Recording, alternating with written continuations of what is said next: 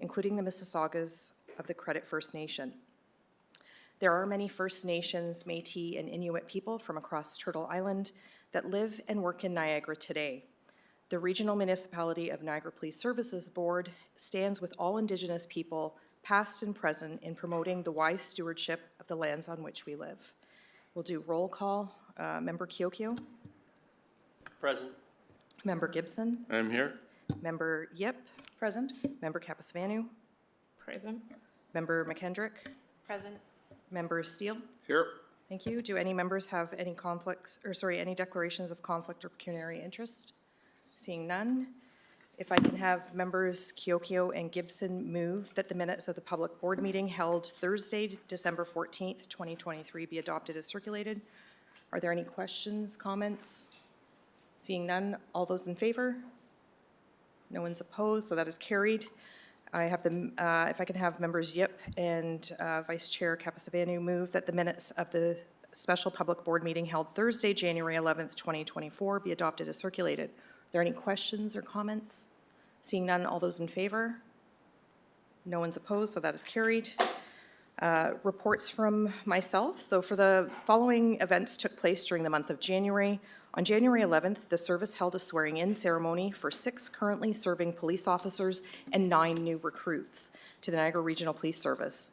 Vice Chair Kapasavanu, Member Kiokio, and I joined Chief McCullough and the members of the senior executive team at the ceremony, where we had the opportunity to meet and congratulate the new recruits and the members of their families.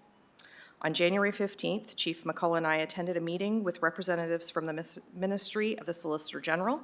The meeting was arranged at the request of the board to further discuss the community safety concerns previously raised with the Solicitor General, Michael Kirshner. We asked for a continued commitment from the provincial government to combat gun violence and gang activity, and the ongoing need for ministry investment into continuing a comprehensive and collaborative approach to addressing and reducing gun and gang violence by providing the resources required to investigate and hold accountable those that victimize our communities. As a top priority, we also ask that the ministry promptly convene an expert panel of key stakeholders, including police services and mental health agencies, and to develop a comprehensive plan of action moving forward to address prevention and early intervention respecting mental health and addictions in the community. We ask for the immediate support for increased funding for community-based mental health and addictions resources that respond more proactively, directly, and adequately to the impacts of the mental health crisis occurring in Niagara. This includes the Ministries of Social Welfare, Health, Housing, and Employment. It was also emphasized that the ministries must recognize that investment in community-based mental health and addiction resources will reduce costs and pressures on police services, justice systems, hospitals, and public health systems. Further meetings are anticipated, and the board will continue to advocate with the provincial government on these critical issues. The Canadian Association of Police Governance hosts monthly webinars as part of their educational strategy to keep police boards and police executives across Canada apprised of issues currently affecting the policing community. Board members attended a webinar on January 17th entitled Recommendations for Police Governance from Expert Reports, and the next webinar will be held on January 31st entitled Artificial Intelligence and Police Governance. Recorded copies of these webinars will also be sent to the board for their review.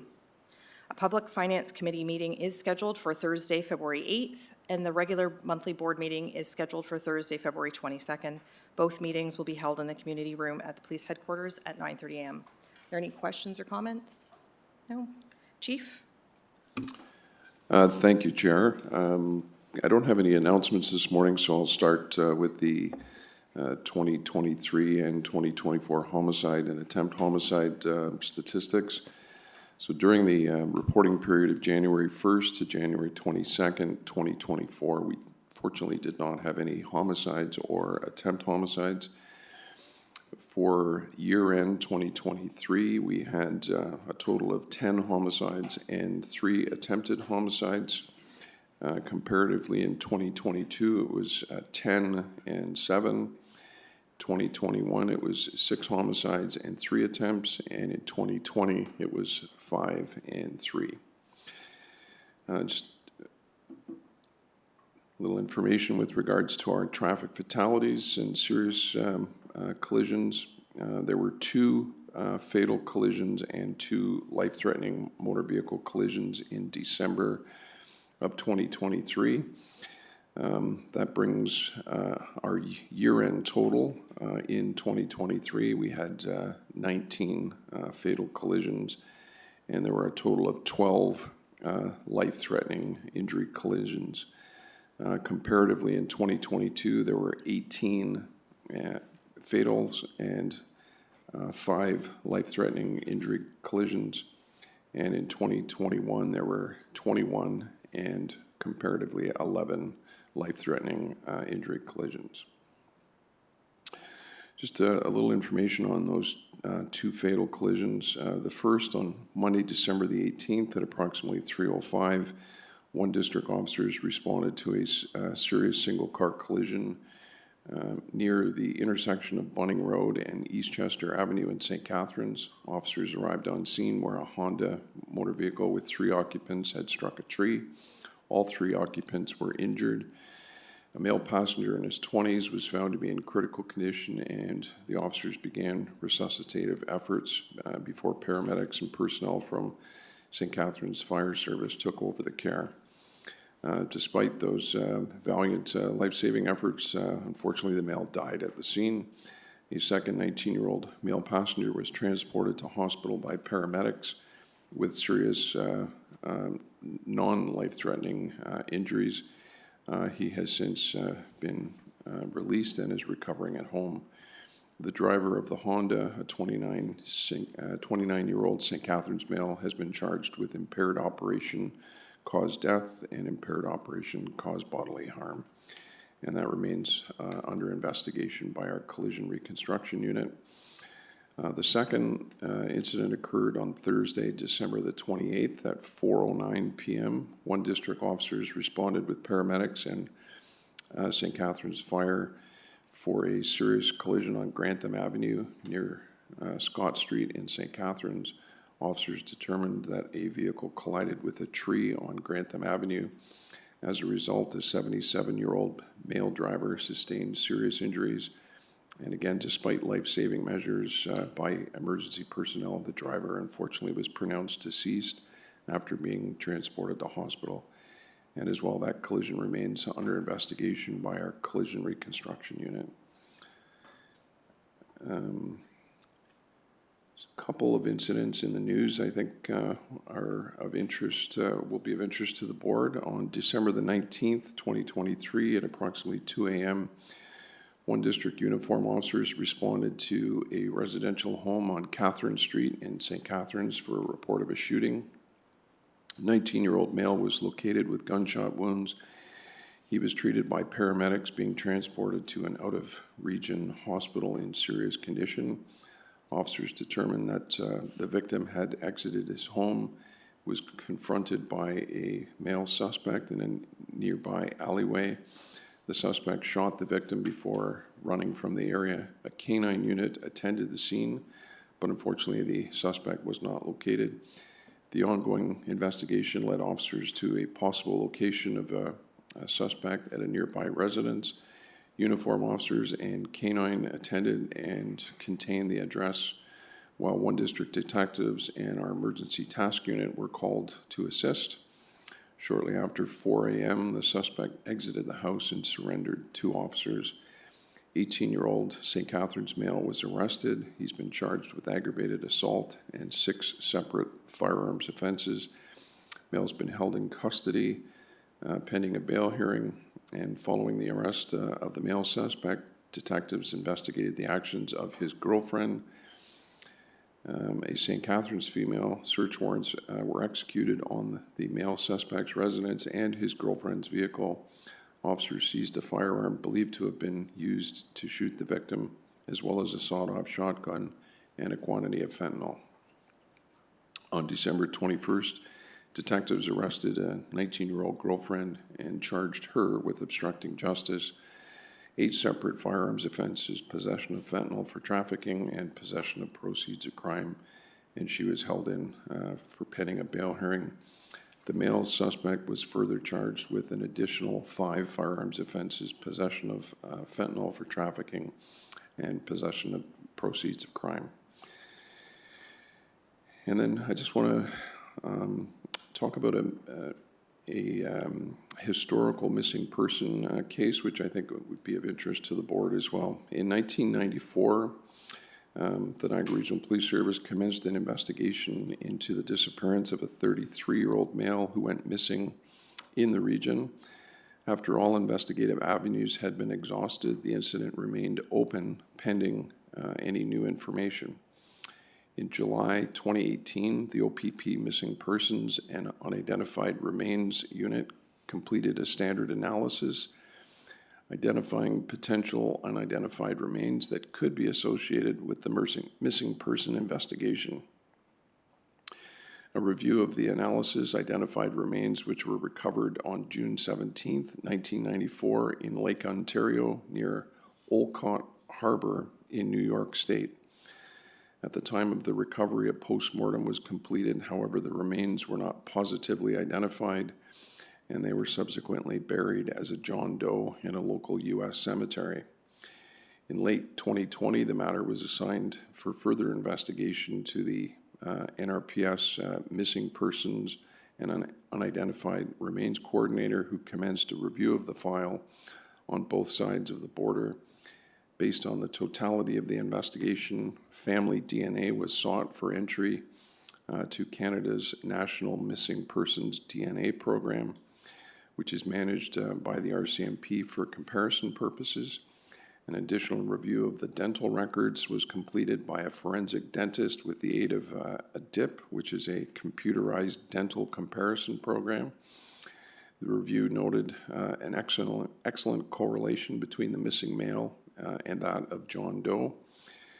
Since 2020, the NRPS Missing Person Unidentified Remains Coordinator has been communicating with U.S. officials and Office of the Chief Coroner and the Ontario Forensic Pathology Service in Ontario, and as a result of the totality of the circumstances, the only next viable investigative step was to exhume the remains, obtain DNA, and complete a comparison. In September 2023, judicial authorization was granted in the U.S., and the exhumation subsequently took place in October of 2023. John Doe was brought to Canada, and an examination commenced on October 25th.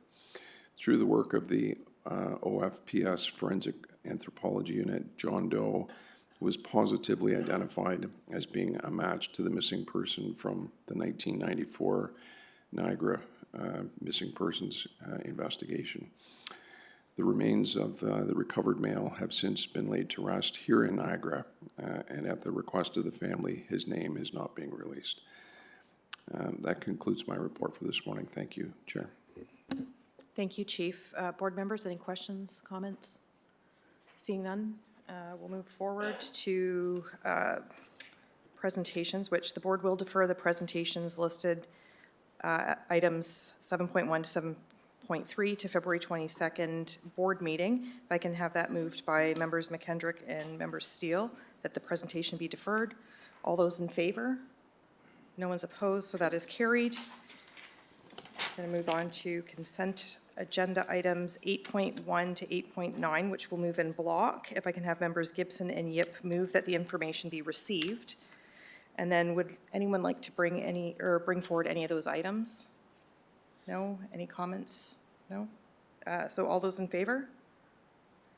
No one's opposed, so that's carried. 9.1, new business. If I can have Vice Chair Capizavanu and members Kiokio move that the board approve the committee mandate as outlined in the report and confirm its committee membership for 2024. Any questions?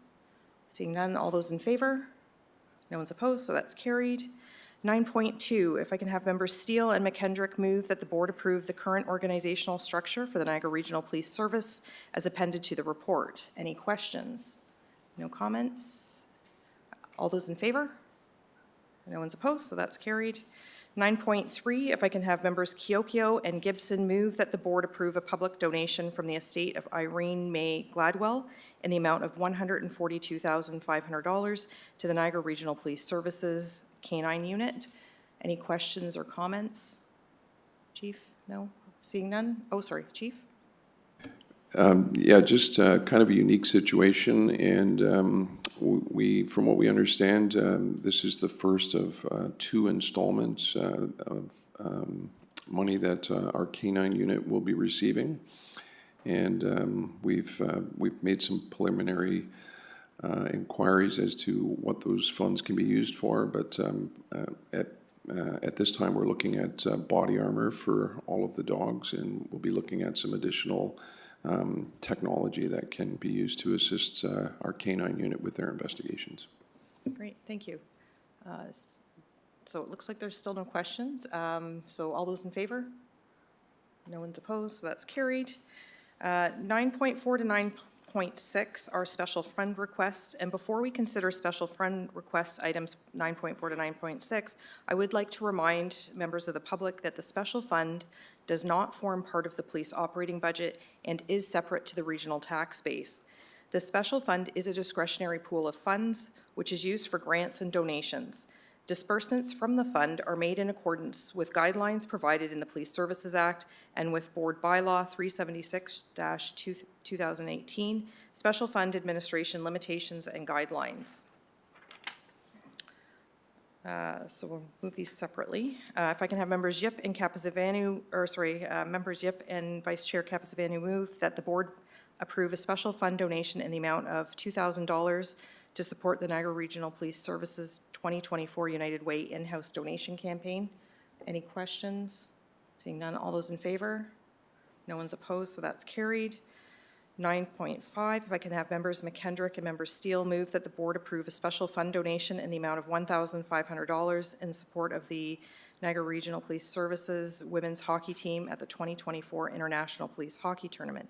Any questions or comments? Seeing none, all those in favor? No one's opposed, so that's carried. 9.6, if I can have members Gibson and Vice Chair Capizavanu move that the board approve a special fund donation in the amount of $1,500 in support of the Niagara Regional Police Service men's elite hockey team at the 2024 International Police Hockey Tournament. Any questions? Seeing none, all those in favor? No one's opposed, so that's carried. Do any board members have any other new business? No? Seeing none, Chief?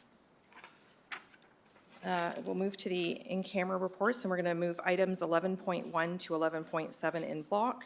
If I can have members Yip and members Kiokio move that in accordance with the board direction, the above noted in-camera reports be received as public information. Any questions or comments? Seeing none, all those in favor? No one's opposed, so that's carried. And before we adjourn our public meeting, on behalf of the board, I would like to extend congratulations to Chief Brian McCullough and Deputy Chief Brett Flynn, who will officially retire from the Niagara Regional Police Service on February 1st. Since this will be their last board meeting, I would like to take the opportunity to publicly recognize both Chief McCullough and Deputy Chief Flynn for the tremendous contributions made to this service throughout their policing careers, and the decades of service to the people of Niagara, not just as chief and deputy, but during their entire policing careers. Chief McCullough has dedicated over 39 years of service, and Deputy Chief Flynn has devoted over 33 years of service. Their combined expertise and leadership has been invaluable to the Niagara Regional Police, sworn and civilian members, and the citizens of Niagara. Throughout their careers, they have created fond memories and built meaningful relationships with many of us here. And these relationships and memories are ones that I'm sure they will treasure for years to come. On behalf of the board, thank you, Chief McCullough and Deputy Chief Flynn, for everything you have done in policing. You are both leaders, visionaries, and true professionals, and we wish you a long and happy retirement. We look forward to celebrating your retirements at the upcoming events.